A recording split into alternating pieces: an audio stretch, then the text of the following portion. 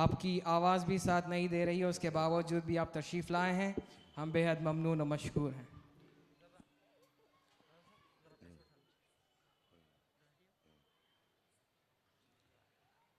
السلام علیکم ورحمۃ اللہ وبرکاتہ۔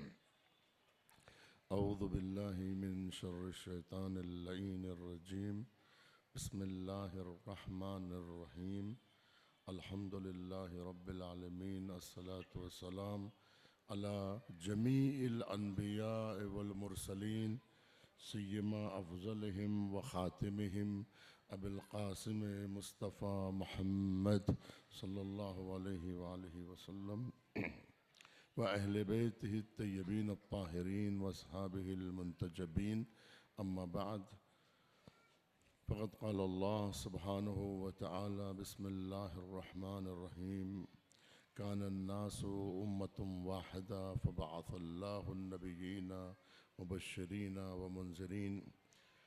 میں سب سے پہلے حافظ عبد الرحمن صاحب کا شکر گزار ہوں کہ انہوں نے مجھے یہاں دعوت دی۔ میں آپ تمام دیندار انجمن کا شکر گزار ہوں کہ انہوں نے مجھے موقع دیا۔ میں اس سے پہلے بھی یہاں آ چکا ہوں، ابھی جیسا کہ آپ کو بتایا گیا کہ میری آواز ساتھ نہیں دے رہی ہے تو میں زیادہ دیر آپ کے سامنے مخل نہیں ہوں گا۔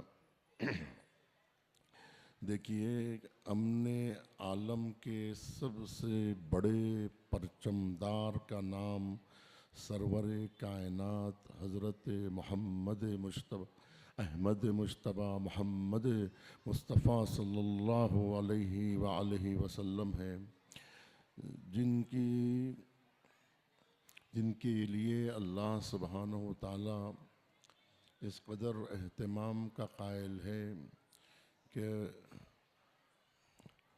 حضور کی تھوڑی سی ناراضگی بھی اللہ سبحانہ و تعالیٰ کو پسند نہیں ہے۔ جب وحی کا سلسلہ منقطع ہوا تو سرکار دو عالم کو ایسے محسوس ہوا کہ کہیں پروردگار مجھ سے روٹ تو نہیں گیا، ناراض تو نہیں ہو گیا۔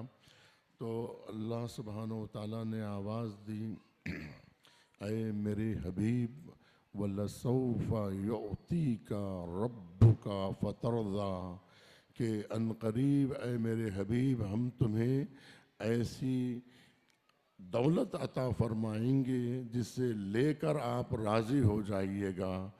ہم آپ سے راضی ہیں اور ہم آپ کو راضی کرنا چاہتے ہیں۔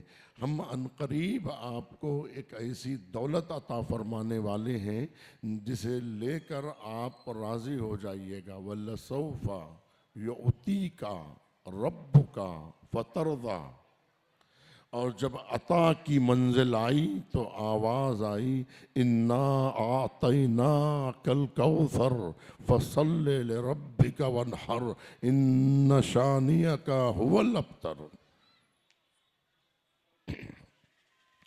جب عطا کی منزل آئی تو کہا ہم نے آپ کو، اے سرور کائنات، ہم آپ کو کوثر عطا کر رہے ہیں۔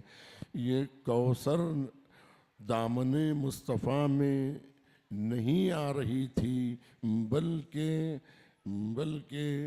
فاطمہ زہرا سلام اللہ علیہا کے ساتھ حسن مجتبیٰ بھی آ رہے تھے، حسین شہید کربلا بھی آ رہے تھے، امام زین العابدین بھی آ رہے تھے، امام محمد باقر بھی آ رہے تھے، امام جعفر صادق بھی آ رہے تھے، امام موسیٰ کاظم بھی آ رہے تھے، امام علی الرضا بھی آ رہے تھے، امام محمد تقی بھی آ رہے تھے، امام علی النقی بھی آ رہے تھے، امام حسن عسکری بھی آ رہے تھے، اور آخر میں امام مہدی عجل اللہ تعالی فرجہ الشریف بھی آ رہے تھے۔ یعنی مصطفیٰ کو اللہ نے صرف فاطمہ نہیں دی، صرف فاطمہ زہرا نہیں عطا فرمائی، بلکہ ان کے ساتھ پورا سلسلہ تا قیامت جاری رہنے والا سلسلہ بھی عطا فرمایا، تاکہ امن عالم کا پرچم کسی بھی دور میں اولاد مصطفیٰ کے ہاتھ سے نہ جائے، فرزندان مصطفیٰ کے ہاتھ سے نہ جائے۔ چنانچہ نبی کریم نے یہ پرچم امیر المومنین علی ابن ابی طالب کے حوالے کیا. امن عالم کا پرچم جو حضور نے علی ابن ابی طالب کے حوالے کیا تھا وہ پرچم حسن مجتبیٰ کے حوالے ہوا، وہ پرچم حسین شہید کربلا کے ہے. مگر افسوس کی بات یہ ہے کہ سرکار دو عالم کی آنکھ بند ہوتے ہی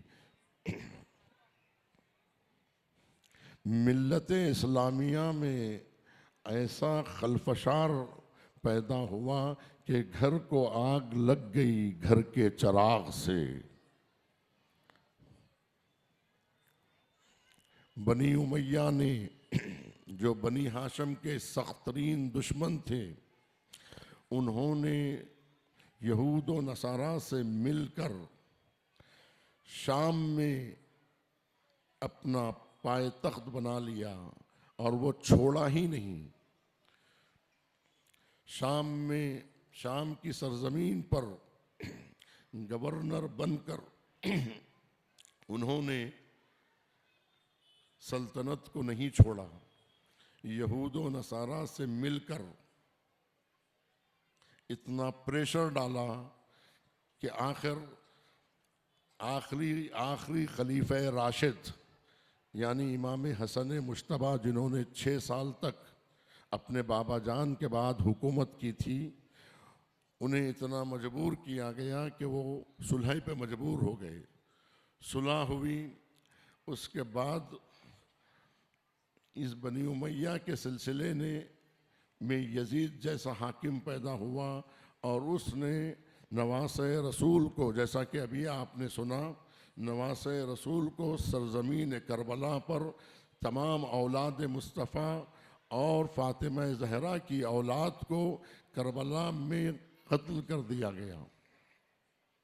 اولاد فاطمہ کربلا کے میدان میں امن عالم کے لیے جیسا کہ ابھی میرے سے پیشرو مقرر کہہ رہے تھے، مجھے جوش صاحب کے وہ مصرے یاد آ رہے تھے کہ تاریخ دے رہی ہے یہ آواز دم بدم، دشتے ثبات و عزم ہے دشتے بلا و غم، صبر مسیح و جرأت سقراط کی قسم، اس راہ میں ہے صرف ایک انسان کا قدم، جس کی رگوں میں آتش بدر و حنین ہے، اس سور ماں کا اسم گرامی حسین ہے. اس سور ماں کا اسم گرامی حسین ہے. اور آج بھی میں بات کو ختم کر رہا ہوں، آج بھی اولاد حسین ابن علی، اور سب سے زیادہ اگر کسی نے دین اسلام کے لیے خدمات انجام دی ہے تو وہ حسینیوں نے، اولاد حسین نے. جیسا کہ میرے سے پیشرو مقرر نے کہا، تمنائے حسین کو حسینیوں نے پوری دنیا میں امن عالم کا پرچم اٹھایا ہوا ہے. آج فرزند فاطمہ امام مہدی کے ہاتھ میں یہ پرچم ہے، اور ان کے نائب ان کی آمد سے پہلے یہاں تشریف لائے. گویا امام خمینی رحمت اللہ علیہ نے امام مہدی کی آمد کا مقدمہ پیدا کیا اور انہوں نے امن عالم کا پرچم بلند کیا. کسی صاحب نے کہا تھا کہ آ کر خمینی نے بھگا کر شاہ کو ایران کو 100 سال پیچھے کر دیا، تو اس کو جواب یہ دیا گیا کہ ہے امن عالم کا، آپ کو کھلتا ہے صرف 100 برس کا فاصلہ، ہے امن عالم کا جرس پیچھے ابھی، جائے گا ایران 1400 برس پیچھے ابھی. ہے امن عالم کا جرس پیچھے ابھی، جائے گا ایران 1400 برس پیچھے ابھی. تو امام خمینی رحمت اللہ علیہ نے 2500 سالہ شہنشاہیت کا تختہ الٹ کر، مجوسیوں کی حکومت ختم کر کے، بے دینوں کی حکومت ختم کر کے شہنشاہوں کی حکومت ختم کر کے امام مہدی کی آمد سے پہلے امن عالم کا جرس اور امن عالم کا پرچم اٹھا لیا، اور اٹھانے کے بعد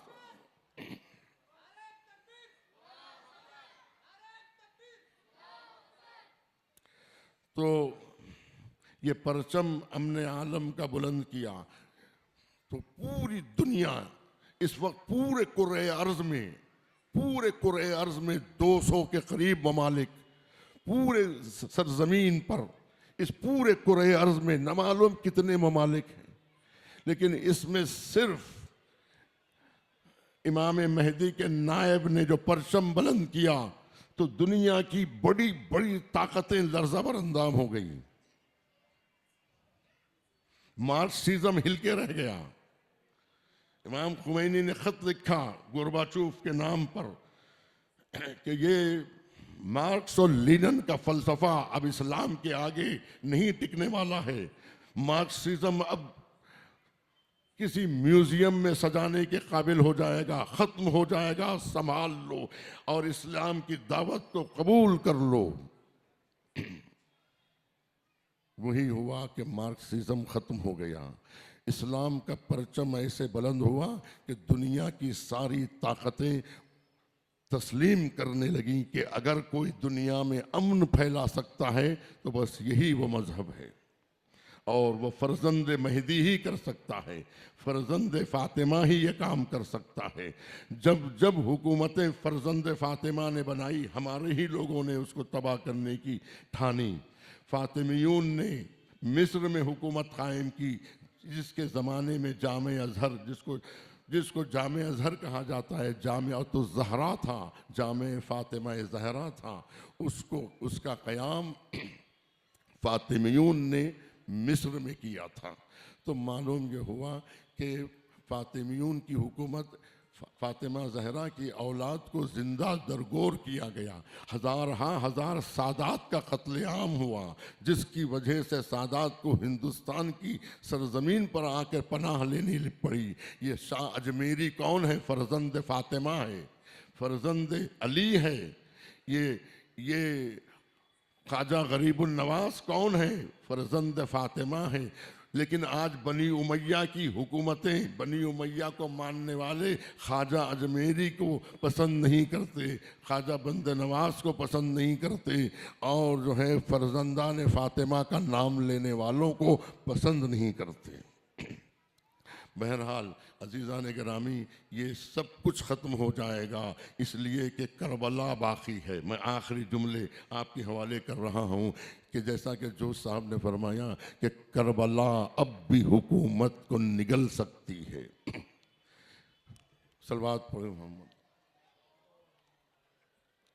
کربلا اب بھی حکومت کو نگل سکتی ہے، کربلا تخت تو کیا، کربلا خار تو کیا آگ پہ چل سکتی ہے، کربلا وقت کے دھارے کو بدل سکتی ہے، کربلا قلعہ فولاد ہے جراروں کا، کربلا نام ہے چلتی ہوئی تلواروں کا، کربلا ایک تزلزل ہے محیط دورہ، کربلا خرمن سرمایہ پہ ہے برق تپاں، کربلا طبل پہ ہے ضربت آواز اذاں، کربلا جرأت انکار ہے پیش سلطاں، فکر حق سوز یہاں کاشت نہیں کر سکتی، کربلا تاج کو برداشت نہیں کر سکتی۔ کربلا کے رخ رنگی پہ دمک آج بھی ہے، اس کے درکے ہوئے شیشوں میں کھنک آج بھی ہے، کل کی برسی ہوئی بدلی کی دھنک آج بھی ہے، ایک نوشاہ کے صحرے کی مہک آج بھی ہے، کچھ گریباں نظر آتے ہیں فضا پر رب بھی، ایک جھولا متحرک ہے ہوا پر رب بھی۔